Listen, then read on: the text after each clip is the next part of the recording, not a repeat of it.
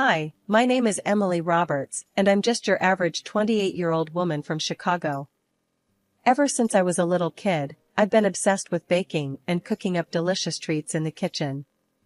It was like therapy for me, measuring, mixing, getting my hands dirty. Watching something go from a bunch of basic ingredients to a mouth-watering pastry or cake was pure magic. After high school, the obvious choice was attending culinary school to become a professional pastry chef. My parents didn't have much money, so I worked my butt off at a diner throughout those years, but it was worth it when I landed my dream job at Delilah's Bakery right after graduating. I started out at minimum wage, working insane hours, but I busted my ass and became one of Delilah's star bakers in just a couple years. It was during one of my bakery shifts that I met Tom Anderson, an account executive for a software company. He came in one morning looking tired as hell. "Mornin' darlin', the usual?" I chirped over the counter. Tom just grunted and slid a $20 across. "Surprise me with something good, sweetheart. Sales been kicking my ass this week." Since Tom looked like he needed a pick-me-up, I hooked him up with an extra-large banana bread loaf, my specialty. "On the house, hon, everyone needs a little treat now and then." The guy looked stunned. "Wow, thank you. You're an angel." He tore off a chunk and his eyes rolled back. "Oh my God, this is insane. You made this?" I blushed. Guilty as charged. Just a little banana bread to brighten your day. Well, consider my day bright, beautiful. I'm Tom Anderson. That's how we met, me slinging pastries and him being a regular customer who always left me the nicest compliments. We got to know each other more over the following weeks, flirted shamelessly, and he eventually worked up the nerve to ask me out on a real date. The rest was history. We dated for 2 years before Tom finally proposed. I was over the moon. This guy deeply appreciated my culinary talents and had fallen for the real me. Well, perfect except for one thing. Tom's mother Jane was a nightmare from the first time I met her. She looked me up and down like I was a cockroach when Tom brought me over for Sunday dinner. "Ma, this is my girlfriend Emily." "Emily, this is my mom Jane," Tom said, putting his arm around me. Jane's thin lips pursed as she gave me an obvious once-over. "A pastry chef? That's interesting." She said it like she was trying not to gag. "Yes ma'am, I work at Delilah's Bakery downtown." "Tom says you've tried my banana bread before?" I tried to be friendly with an outstretched hand. Jane just stared at my hand like it was diseased, before turning up her nose. I didn't realize that was made by the pastry girl at the counter. I just assumed Delilah made everything herself. That was it, the claws came out from this evil old harpy on our very first meeting. I wanted to slap her and storm out, but Tom kept me calm, whispering that his mom was just little rough and to give her a chance. After getting married, I decided it was time to take my passion for baking to the next level. So I quit and got licensed to operate a home bakery business. "Oh, how adorable, you're playing kid chef again." Jane cackled. "I give it 6 months before the oven mitt comes off and reality sets in, sweet cheeks." Tom cut in, putting his hand on my arm. "Lay off her, Ma. Emily's worked her tail off to get here, she's got a real entrepreneurial spirit." "Oh, I'm terrified." Jane threw her hands up mockingly. The great queen of cupcakes is finally branching out from behind that bakery counter cash register. What an inspirational, gutsy career move. My face burned, but I kept my cool. "Thank you for that stunning vote of confidence. I appreciate your support as I follow my dreams. But you know what? Spite can be an incredible motivator." So as the months rolled on, I baked and baked my little heart out, taking custom orders through word of mouth and social media. Jane constantly ragged on me about playing make-believe as a baker. But orders and 5-star reviews from clients started rolling in like crazy. I had a true knack for crafting gorgeous custom cakes, cookies, pastries, you name it. "Have you seen the latest for Emily's Eats?" Tom gushed one night over dinner, scrolling through my Instagram feed. "This girl is incredible. Her croissant cereal treats are blowing up." Jane shot me a withering look over her glass of wine. Well, isn't that wonderful, dear? Getting those internet likes must be very validating. Although I'm not quite sure how viable a business based on baked goods photo shoots can really be. Things only got more tense as my home bakery grew. Jane seemingly took personal offense to my hustle and grind as Emily's Eats blew up. Somebody ordered a 2-tier salted caramel cake for a wedding in Lincoln Park this weekend. I excitedly showed Tom the order one evening. This could be my big break to get into the Chicago event space. Jane snorted from the couch. Oh, how wonderful, sweetie. A locally catered cake for a couple of yuppies' nuptials. You'll really make it big with jobs like that. Better yuppie nuptials than nitpicking and nagging all day, like some miserable gossips I know. I fired back, losing my cool. Jane looked ready to swing before Tom stepped in. All right, that's enough from both of you. Mom, stop crapping on Emily's dream before it even gets off the ground. And you. He shot me a look. Don't let her jabs get you riled up. This is your passion we're talking about. He was right. Every time I got flustered arguing with that wretched woman, I got sloppier in the kitchen. And I couldn't afford any mistakes, not when I was pouring every ounce of energy into making Emily's Eats a success. One day, I got a huge order from one of my regular customers, Mrs. Wilkins. She wanted a big fancy cake and like 50 assorted pastries for some corporate shindig at her husband's office. This was a massive deal for my little home bakery business. Listen up, Emily, Mrs. Wilkins said in that no-nonsense tone of hers. This order needs to be absolutely perfect, you hear? We're talking the biggest wigs at my Richards company. If this goes well, you can bet your sweet behind I'll be referring you to all my high society friends. For the next few days, I worked myself to the bone prepping for Mrs. Wilkins' huge order. I wanted to craft a showstopper cake with elegant piped rosettes and handmade gum paste flowers. And the pastries had to be delicious little works of art. The morning I was supposed to deliver everything, I was a bundle of nerves. But I had baked and decorated each item with care, checking them over 1,000,000 times for any imperfections. By 10 a.m., I had it all packaged up and looking like a dream. That's when Jane barged in, ruining my flow. There you are, lazybones. I need you to run to the post office right this minute. She shoved a shipping label in my face. I ordered something special online and it requires a signature. I groaned in frustration. Are you serious? I'm literally about to head out with this massive order I've been working on for days. The only words I should be hearing from you are why yes, Mother Jane, I'll be happy to run your errand right away. Jane waggled her bony finger at me. Against my better judgment, I agreed to Jane's stupid demand just to get her out of my face. She gave me a sickly sweet smile as I grabbed my purse. Wonderful, that's a good girl. Now hurry along and I'll make sure your little baked nothings get delivered safely while you're out. Something about her tone raised red flags, but I was too frazzled to think much of it. I figured Jane was just being her usual awful self, condescending my business as always. When I got home, Jane said with a grin she had given the cakes and pastries to the courier. 2 days later, I got a call from the furious client, Mr. Wilkins himself. What in the goddamn hell were those inedible monstrosities you tried to pass off as pastries, Emily? He shouted so loud I had to pull the phone away from my ear. Sir, I don't understand. This has to be some mistake. I was openly weeping at this point, all my hard work and biggest chance at success crumbling around me.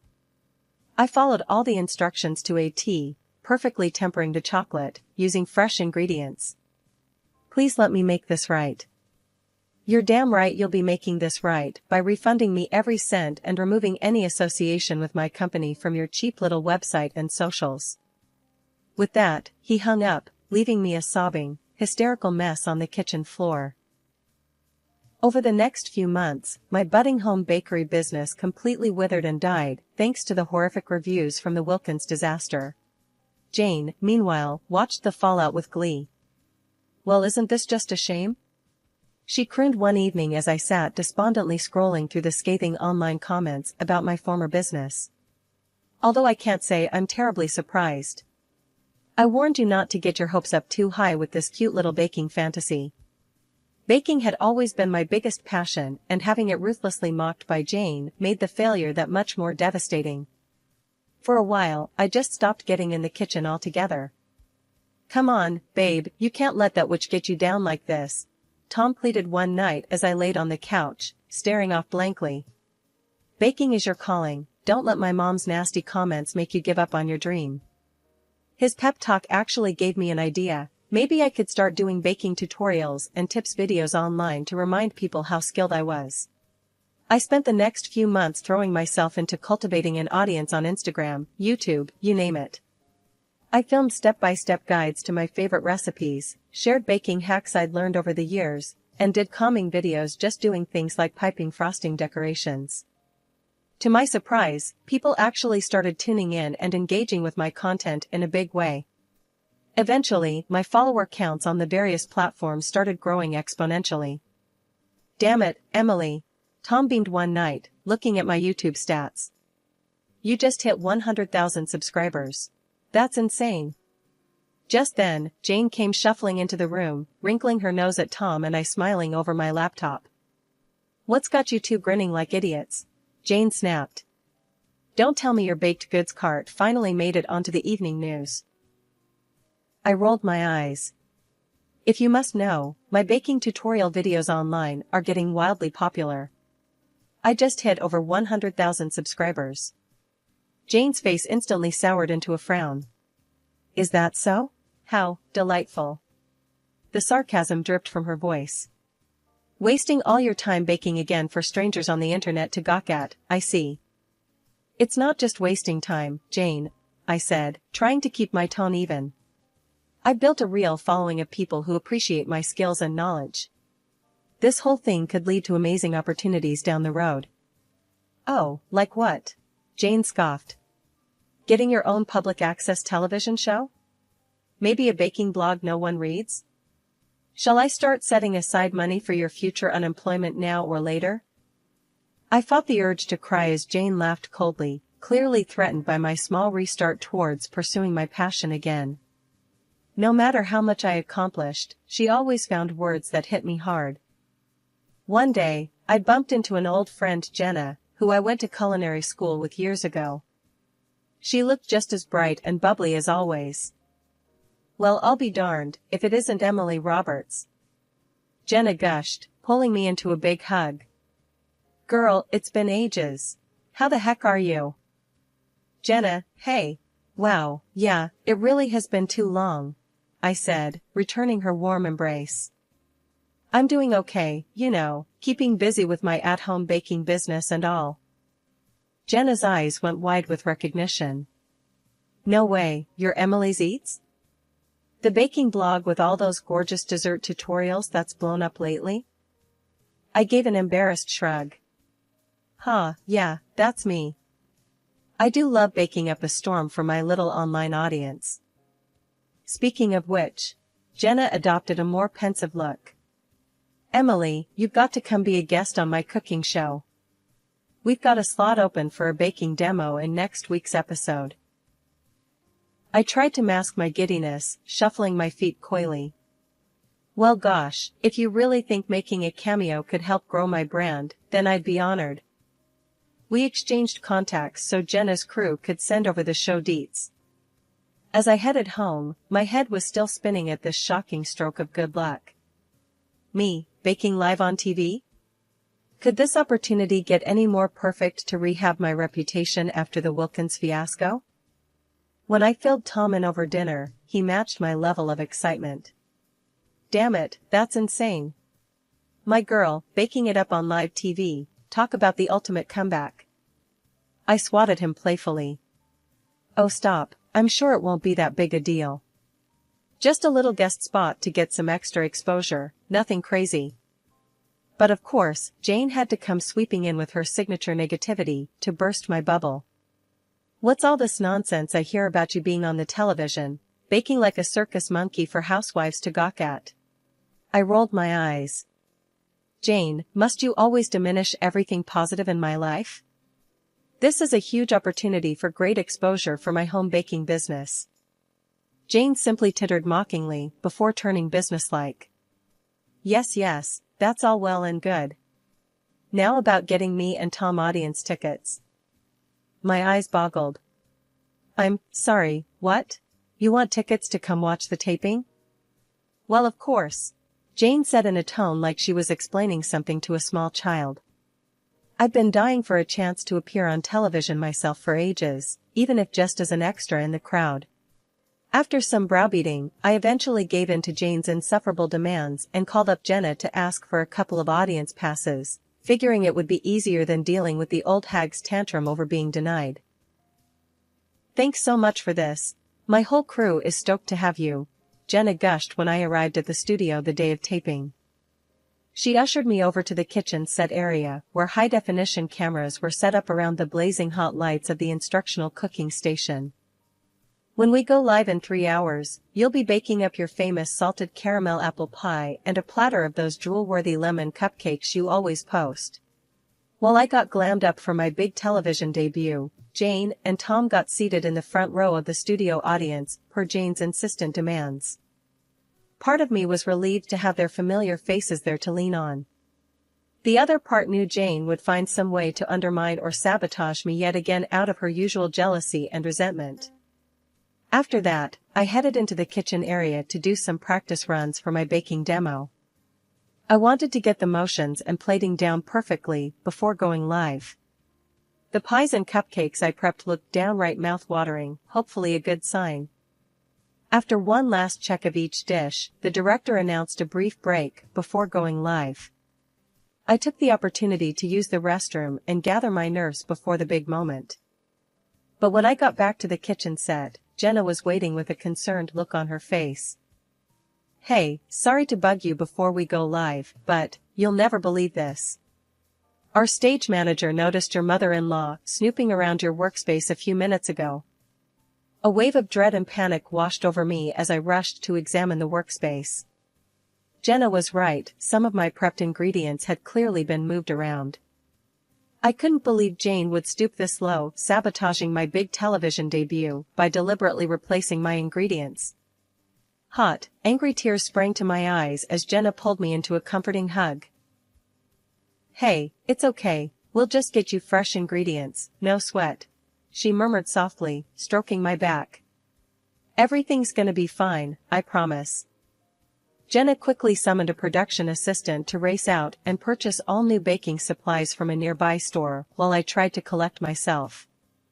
I could feel Jane's smug leer burning into the back of my head from her front row audience seat. When the new, untainted ingredients finally arrived, it was time to go live. I took a few deep, calming breaths and stepped up to the cooking area, my face set in grim determination. As I got to work whipping up the salted caramel apple pie and lemon cupcake batters, I made sure to narrate each step for the viewers at home. Jenna chimed in occasionally with encouraging words about my impeccable technique. Just look at Emily's precise piping work on those cupcake swirls, folks. TV perfect if I've ever seen it. After what felt like no time at all, it was the big moment. Jenna welcomed a panel of audience members up to sample my creations live on air. I felt my heart pounding as the first taste tester, a middle-aged woman, politely took a bite of the salted caramel apple pie. I searched her face for any hint of reaction, positive or negative. The woman's eyes suddenly went wide, seemingly in surprise. Oh my, this is just heavenly! She exclaimed once she finally swallowed the bite. That perfect crumbly yet flaky crust, the zing of the salted caramel, good lord, it's like a flavor explosion. A giddy smile broke out across my face as the other samplers voiced similar oohs and ahs of delight at each bite. Jenna shot me a big wink and double thumbs up, clearly eccentric, her secret weapon baking guest was knocking it out of the park. I snuck a peek at Jane out in the front row, absolutely seething with her arms crossed tightly. Good, let that wretched, bitter old crone sit and stew for once, watching my success happen right in front of her hateful eyes. As the polite clapping died down, Jenna took center stage with a devilish grin. Well folks, I think we can all agree Emily's baking is, indeed, out of this world incredible. But, what if I told you our miraculous pastry wizard overcame a last-minute act of sabotage just to dazzle us here today? The audience let out a collective murmur of confusion. A large screen behind Jenna and I flickered to life, displaying security cam footage from earlier that morning. We watched in silence as Jane's hunched figure snuck up to my prepped workstation, looked around furtively, then proceeded to open various containers and jars, seemingly tampering with their contents. The video cut out as a deafening hush fell over the studio audience. Everyone instinctively turned to gawk at Jane sitting frozen in her front row. Finally, the silence was broken by Tom, my sweet, supportive husband, suddenly standing up and bellowing at the top of his lungs. "Enough, Mother! How dare you try sabotaging Emily's big break out of your own pathetic jealousy? I'm so sorry, baby." Tom turned to me with tears in his eyes. "I'm so sorry. I never saw her toxic, abusive behavior for what it was sooner. You never deserved any of her gaslighting, manipulative behavior." The cameras panned over to Jane, absolutely pallid and shrinking into her seat in horror, as Jenna offered her the microphone and asked if she'd care to explain her sabotaging actions. For a moment, Jane just sat there frozen, silently opening and closing her mouth. But when she finally did speak, it was with a scathing venom. "You smug, ungrateful little thing." She spat out the insult directly at me, causing the audience to gasp in shock. "You think your cute little baking hobby makes you so special, huh? That this is the big break that finally earns you some undeserved self-respect?" Jane let out a high, deranged cackle. "Well, I've got a wake-up call for you, Missy. It was me who ruined that all-important catered lunch that destroyed your pathetic business. Me. From the very start, all I'd dreamed of was destroying you, your disgusting baking career, your undeserved relationship with my son, everything." Seeing Jane unravel completely into her true, unfiltered toxic self was bone-chilling. She turned her furious glare directly into the camera lens, screaming with heightened mania. "I won't let this nothing, this lazy, slovenly chef wannabe, tarnish the honor of being married into the Anderson family name any longer with her sham baking act. You hear me, Emily? I'll destroy you if it's the last thing I dash." Suddenly, Jane's hate-filled tirade was cut short by a loud thud, as Tom had charged from his seat and full-on knocked the microphone out of her hands, leaving the audiences shrieking in shock. Thereafter, Tom pulled me into a loving embrace as the audience roared their approval. I buried my face in his chest, alternating between sobs of joy and disbelief at how everything had unfolded. That TV appearance was a total game-changer for my life and career. Turns out, people just can't get enough of baking drama mixed with unhinged family meltdowns. Jenna's baking show scored its highest ratings ever from all the insanity that went down. TV bloggers and reviewers raved about what an unscripted television milestone it was. Clips from the episode, particularly Jane's deranged rant where she admitted sabotaging me, went viral almost instantly. Overnight, I became known as the long-suffering baking blogger who finally stood up to her evil mother-in-law from hell. It was honestly overwhelming, my little online baking tips channel getting that much mainstream exposure. Dude, this is nuts. I've already gained like 200,000 new YouTube subscribers just from that TV fiasco. I showed Tom the numbers a few days later, still in disbelief. Brands started hitting me up about sponsorship opportunities. Television talent scouts DM'd about potentially hosting my own show someday. It was a wildly surreal experience being lifted up in the aftermath of what had been one of the most traumatizing, horrific days of my life. Is this really happening? I marveled aloud while reading a lucrative sponsorship offer out loud to Tom one night over glasses of celebratory wine. Am I actually a full-on celebrity baker now? Tom grinned and clinked my glass. You're damn right, baby. And you earned every ounce of it with your crazy talent and mental toughness to endure all this from you-know-who for so long. I felt myself blush at the high praise. Looking back, maybe all that torment had been a blessing in disguise. The thing that truly compelled me to hone my craft with laser focus, while simultaneously developing the thick skin needed to endure hurtful critics and naysayers. Jane had been the ultimate naysayer, and I had still managed to make my baking dream a success in spite of her. As for Jane herself, let's just say between the public humiliation of having her abusive behavior exposed so rawly, and Tom completely cutting her out of our lives, she ended up retreating back to whatever sad little hell dimension she crawled out of.